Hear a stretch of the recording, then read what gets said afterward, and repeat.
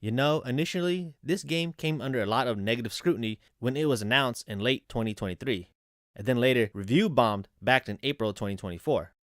What led to this, sadly, was that there was plenty of online grifters and so-called interest groups that really damaged its reputation. But several months later, after the game's debut, finally playing it myself, on a discounted price because I'm a cheap person, and taking a good look at the latest Steam reviews, it's actually been quite positive from here. So what the heck happened? Has this all been a ruse? Well, I don't have the answers, but stick around for my short review and see how you measure it.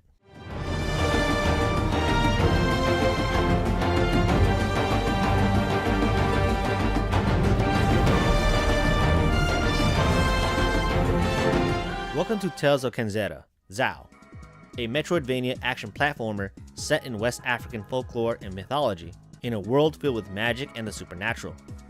It tells the story of a young shaman boy named Zao, learning the acceptance of death and the feeling of grief and loss. Developed by Surgeon Studios, founded by Abu Bakr Salim.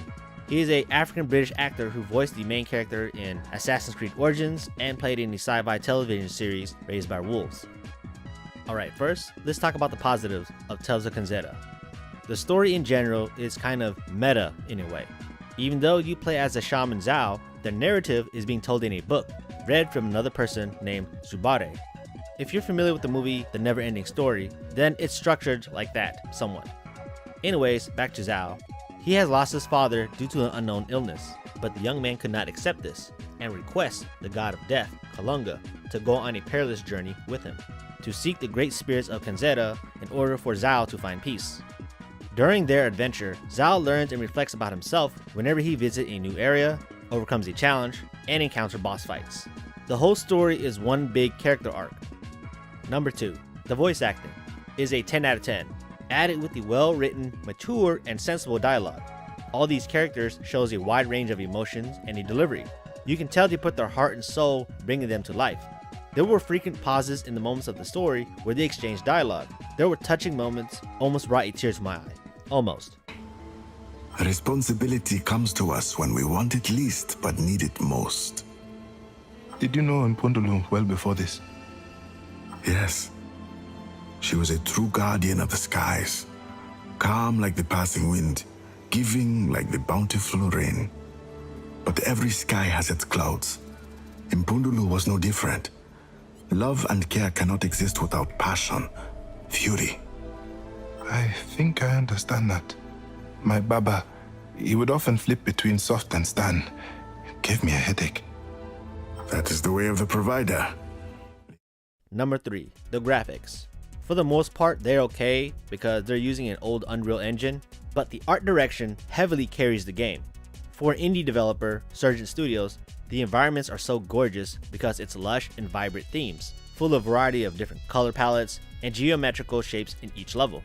The trees, the cliffs, flowing water, everything looks like it's moving on its own. What creates this lively landscape is there are multiple layers in the background called parallax backgrounds, making the world appear more lively, detailed, and engaging. Number 4. Sound design and music. The sound design is clean, loud, and crisp. Very satisfying to listen to when everything has its own identity and pitch. From the enemies making grunts or attack noises, or whenever Zao shifts his shaman powers in mid-combat. As for the music, it's very distinct and unique, using traditional African music and style, drums, flute, and chanting, with a blend of modern taste and production, a mixture of orchestra and dance beats, giving off this retro yet techno feel. I adore it, and it's very distinguished, and it's catchy too. Number 5. The combat.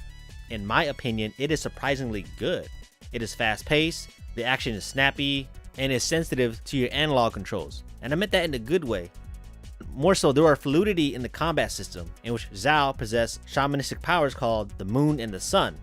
The Moon, it's projectile-based. He shoots energy of light, moonlight to be exact, and he also has the ability to freeze enemies. It's weaker, but it helps keep the enemy at bay. And then the power of the Sun focus on close-range combat, emphasize more on strength and fire damage. And what's cool about it, you can shift these powers in between mid-combat all the time. Number 6. The level design. Personally, what gives a video game replay value? The layout, the environment. If I find it boring, I just won't play it again. But here, however, Tales of Kenzera, it's enjoyable, it's well made. The reason is because the environment, while punishing, it slowly unfolds itself, meaning that it's showing you how to play without telling you how to play. It's not like throwing you obstacles all at once at the same time. It's slowly introducing you to new gameplay mechanics and mechanisms and routes.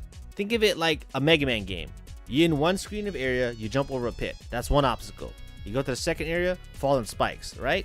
Now, combine those two, what you learned from the previous, into the third area, and there you go. The game shows you how to play without telling you how to play.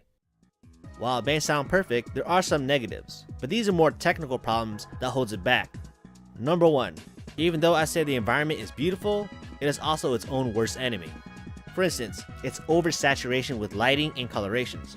They are overdone, which makes the characters blend into the background a lot, especially when the camera pans out pretty far, and if you have enemies who are super colorful and brightly lit, kind of mixing with your characters, so it's kind of hard to see sometimes. Negative number 2, the camera. There are moments in the game where the camera cannot keep up with the character Zhao. This will cause some platforming issues and sometimes unfair deaths. It's not nothing major, but it's kind of a minor thing that I kind of like find myself, fall into the death trap sometimes, which seems kind of unfair. Negative number 3, checkpoint locations. To me, I find them very odd because each new biome, the checkpoints and the level layout stretches out very far away from each other, and it's kind of a hassle where you have to backtrack. Not always. It's kind of grueling that the checkpoint is like either in the middle or at the start. So for my final thought, I highly recommend this game, Tales of Kenzera Zhao.